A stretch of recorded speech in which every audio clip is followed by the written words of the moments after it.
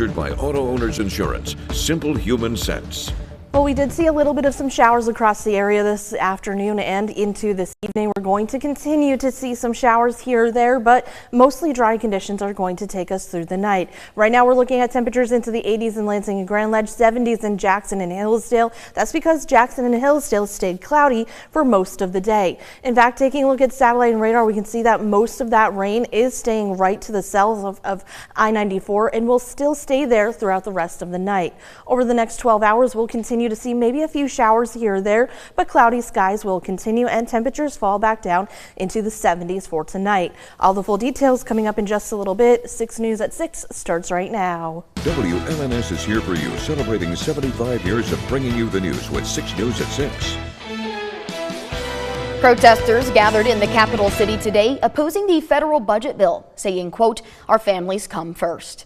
It's our top story at 6. Thanks for joining us. I'm Rachel Ramsey. These protests are happening nationwide, and here in mid-Michigan, people stood outside of Congressman Tom Barrett's office to share their concerns. Taryn Simmons was there and is here for you now with what exactly those concerns are. Taryn?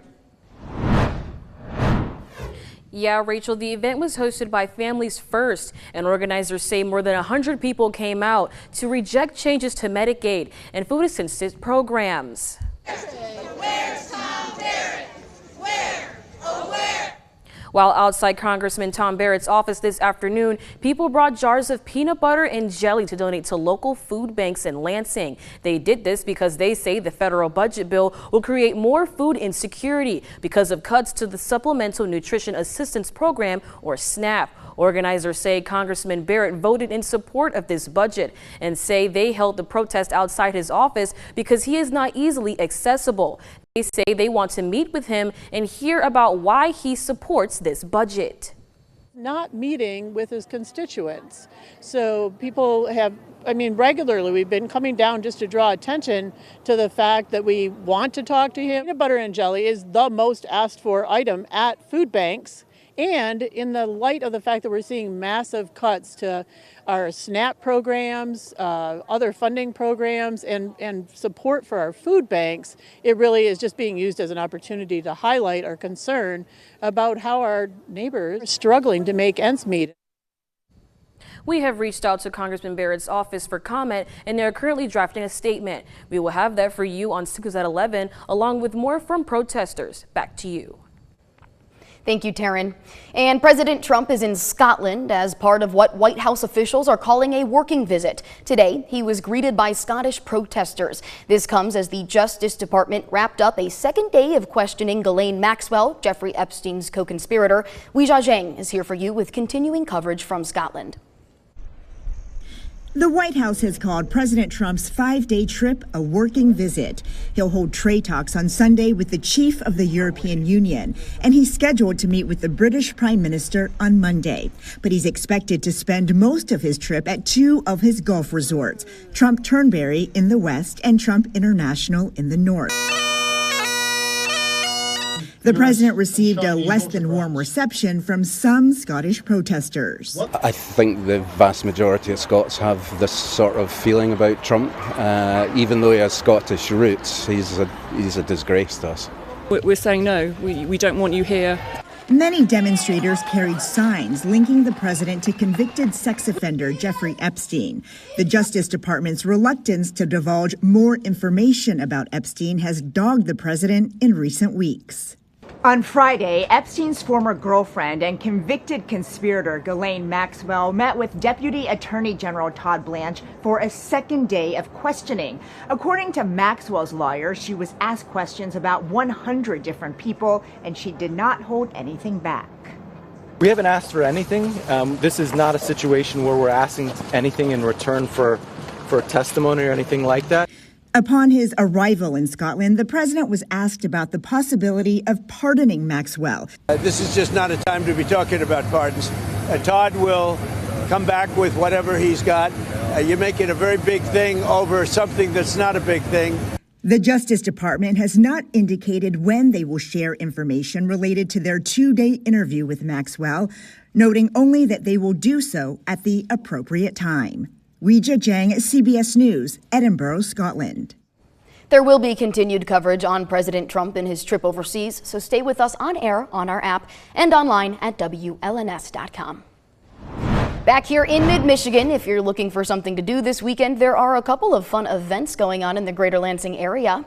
Taco and Tequila Fest is going on right now in Lansing at Adado Riverfront Park. It runs until 8 p.m. tonight and has more than 165 different types of tequila to try.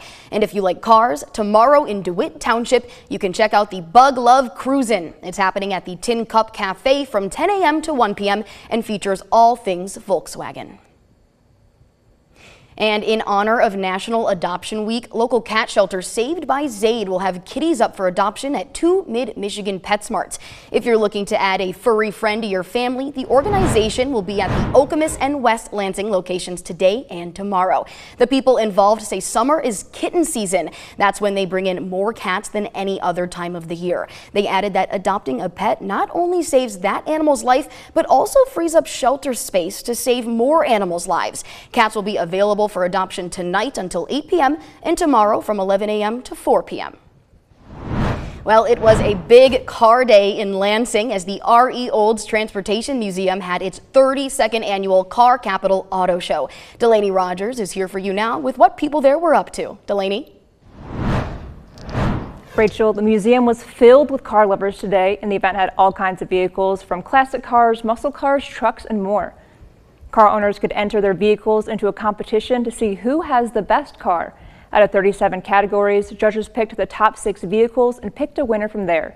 There's also a DJ and a food truck to add to the fun, and organizers say that proceeds made from the car show will support the museum and added that it's great to see the community support the event.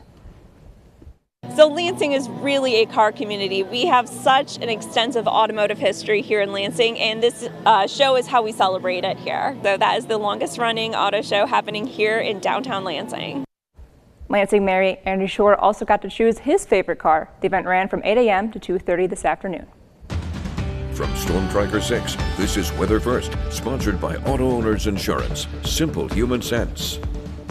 Well, if you were out at any of the events today, you noticed that it was a little bit humid out there. And yes, we did have the temperatures pretty close to average for today. We are going to continue to see those temperatures on the increase. And then as we head into the end of the week, we'll see finally some relief from this heat and humidity. But with the heat and humidity, we've seen some very nice pictures on our Pics on 6 page, and we're seeing this picture sent in by Tiffany of a beautiful sunset in Eaton Rapids, and we're going to continue to see the chance for some nice sunset pictures over the next couple of days. If you would like your picture featured every evening at 6 p.m., head over to our website, WLNS.com/share, and submit your picture, and your picture could be featured here on our show at 6 p.m. Now, taking a look at the Skyview network, we're starting to see that sunset right now. We're still seeing those hazy conditions, and we're looking at some partly cloudy skies. Overall, we did see some sunshine today, which really helped temperatures to warm up just a little bit more than where we should have been for today. In fact, today 83 degrees was our high. Our low was 72. Right now we're sitting into the 80s with beautiful sunset. Overall, we're still looking a little bit gray and hazy down into Grand Ledge. We're looking at 85-degree high, 81 degrees right now, and we're looking at a low of about 71 degrees. We did see a little bit more sunshine, and that's why some places like Lansing and Grand Ledge had the temperatures into the 80s. Now, if you were into parts of Jackson and even Hillsdale, you were a little bit cooler, but that's because we saw some rain showers and even some cloudy skies. 77 degrees right now, low of 72, and a high of 80 degrees. Roadways still looking a little bit damp even as we head down into Hillsdale. 76 degrees right now after a high of 79 and a low of about 71 degrees. Looking at satellite radar, we're seeing two different stories. You can see to our south by Jackson and Hillsdale, we had a lot of rain showers into this morning and afternoon. Up here in the Lansing and points north, we saw just some mostly cloudy skies, maybe a few peaks of sunshine, and maybe a little bit of a drizzle here or there. But zooming out, this is all associated with a low pressure system that is moving its way to the east, and behind it, we're going to see very dry conditions in the forecast as we head into the next couple of days. days. Unfortunately, that means the heat and humidity do return to the forecast. For tomorrow or for tonight, we'll continue to see mostly cloudy skies as we head into the day tomorrow, where you do see the chance for maybe a sprinkle here or there tomorrow morning. But as we head into the day tomorrow, we'll start to see those clouds disappear, and we'll still have a pretty nice day overall, with temperatures back into the 80s and even into the 90s. As we continue to see those temperatures for tonight into the 70s, right around 70 degrees, mostly cloudy skies. Heading into the day tomorrow, we'll continue to see those temperatures into the 80s and 90s. Unfortunately, we'll continue to have those dew points pretty sticky in the forecast. So if you're heading outside, make sure you're staying hydrated, as our heat indices are going to be pretty high into the upper 90s, possibly into the 100-degree range as we head into the start of the work week. Geez, thank you for the update, Kelsey. Yes. Wow. And coming up, we will tell you how people are preparing for America's longest shared meal. So stay tuned. 6 News at 6. We'll be right back.